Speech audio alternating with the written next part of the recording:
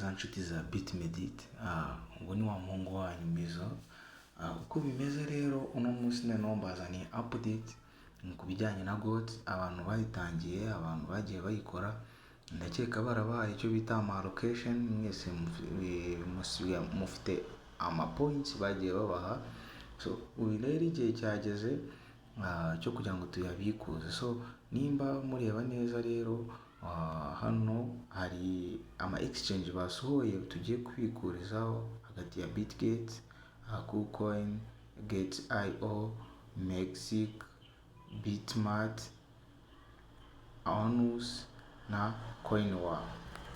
So guys, rero tudatinze reka mbereke uburyo tugiye kubikuza kuri izo exchange uko zigiye zitandukanye, kuko muri kureba neza ku itariki 3 nibwo bazahagarika guclaiminga, kuko bazabikuza, bamaze kwivugira ko bazabikuza kuri 5 ku itariki 5 nibwo izaba listed kuri ayo ma exchange. So uko bimeze rero guys, kurikirana nanjye ugende umenya buri kimwe cyose aho kigenda kiva naho kijya, kugira ngo utazayobya ama token yawe baguhaye kuri tariki 5. Nimba ureba neza dore ngize ngaho bari kubivuga, barimo baravuga ati GOAT maintain launch on December 5th. Muri kubireba ko ari ku itariki 5 December, n'ejo bundi ku itariki 5, uno munsi turi ku itariki ya mbere, ubwo bari muri countdown y'iminsi 4. So guys, reka ugendane nanjye. So turavamo hano, twari turi muri GOAT channel, twari turi muri channel yabo kugira ngo tumenye amakuru neza. Uko biri tugiye kujya muri GOAT yabo researchinga nk'ibisanzwe. Dore ngiyi rwose, dore ngiyi umugeni wacu ugiye gusohoka, tukandeho nk'ibisanzwe. tujye kuri let's go nk'ibisanzwe, turindire ibanze loading ifunguke neza. Ugifungura deja barahita bakwereka ama location yawe. Ngewe urareba bamaye 119 n'igihe nari maze nyikora. Muri kubibona neza ko barimo barabyivugira kuri December 10, kuri December ku itariki 5, bakongera bakwereka TG and GOAT va3. Nahangaha nyine va3 bishatse kuvuga ngo ni TG zarangira ku itariki 3. Ku itariki 3 nicyo gihe bazaba bamaze gutanga ama exchange, ama UID n'ibiki. So ku bantu bazi gufata risk, nabireka akantu gatoya kuri stake, bakanda kuri stake. Abantu bazi gufata ama risk, ushaka wa stakinga GOAT zawe bakaguha hano ku 100.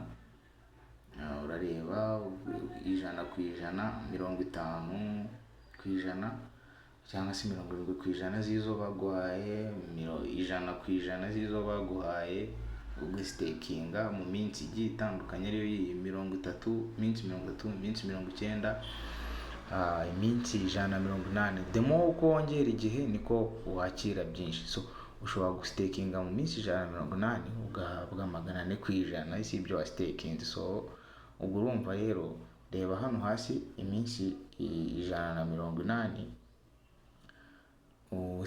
baguhereza 1200 ku 100 bw'izo wa stakings zose. So urumva rero ibintu birimo umuryo gusa, ariko kuri side yanjye igihe mpamvu nari kubivugaho nuko tujye muri withdraw nkwereke impamvu. Uri kubibona hano rero, hano harimo ama exchange atandukanye gusa, ariko izi exchange hari Bitget, hari Get.io, hari Bitmart, hari Mexic. Izi zose na exchange iri hit, za zindi 3 za mbere ziri hit ku isi, nka Binance, OKX na Bybit. So aha nazirimo nkuko muri kubibona. Iyo abazaye zirimo nakushishikariza kubikora, ariko by my side ngewe ntabyo nakora. Kubera iki? Kubera yuko izi exchange ntizigaragaza yuko anytime igiceri cyajyaho cyahita kigwa, ugasanga icyo gihe wasitakingiye uyizanye uwagurishije mbere akurusha umushahara kandi waranamurushaga amacoin. So guys, uko biri rero tugiye kubereka uko babikuza muri Bybit. Niho tugiye guhera, Bitget I mean, sorry. Turakanda kuri Bitget, barakubaza ati do you have? Yes, I have. Ahangaha hano hejuru bari kukubaza you need to add your deposit and address to receive your GOT. Ahangaha barakanda yes I have, wongere baguhitishamo 2%, 50% ry'ibyawe, 20, ako ngenda hitamo 100%, nta kintu na gito nabasigira. Ahasigaye uze hano urashyiramo UID ya Bitget na address ya GOT. So gendana nanjye guys, nkwereke uburyo ushyiramo iyo UID naho uyikura. So turavamo tuze muri Bitget, ngiyi application iri verified, please, iri verified. Uyifite itari verified abanza yiverifie. So turaza hano, tuze hano ahangaha kuri aka kantu, ndakeka uri kukabona aka kantu hano.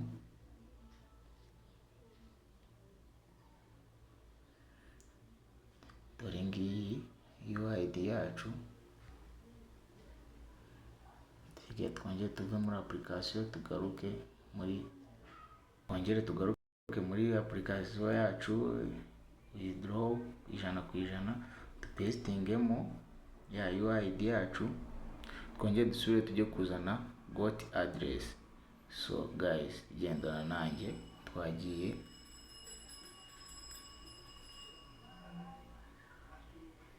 Ugifungura na ahangaha utugera, uze ukande kuri deposit. So mbereke, urakanda kuri add found,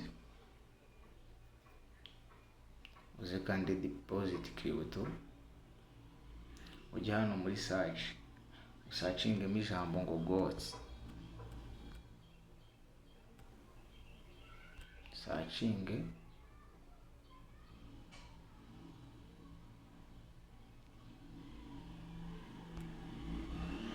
Ngiyo murayibona kije, tuyikandeho, dukopiye no address hano, twongere dusubire muri application yacu, tuzane ya address yacu. Tukimara kuyizana dupestingemo, dukande cyane, pastingemo, murabibona neza. And then uzukande kuri withdraw, making sure ko hano hose wabyujuje 100%. Wahisemo 100% withdraw, cheka niba ushaka kubikuza ushaka, gusa ko gihe 100%. And then urebe iyo UID nimba ariyo, urebe ni address nimba ariyo, and then ukande withdraw. Nakubibona onge withdrawing, kubibona hajeho 0, bivuze ngo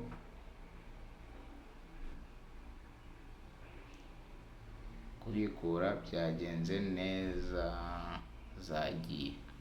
So uko biri guys, bana natwe muri group, sharing, ukore subscribe, utange like, utange n'igitekerezo, comment mo, ushaka kubana natwe muri group, uze ubane natwe kugira ngo uzabimenya amakuru 100% ya airdrop n'uburyo wakorera amafaranga kuri murandasi. So ciao.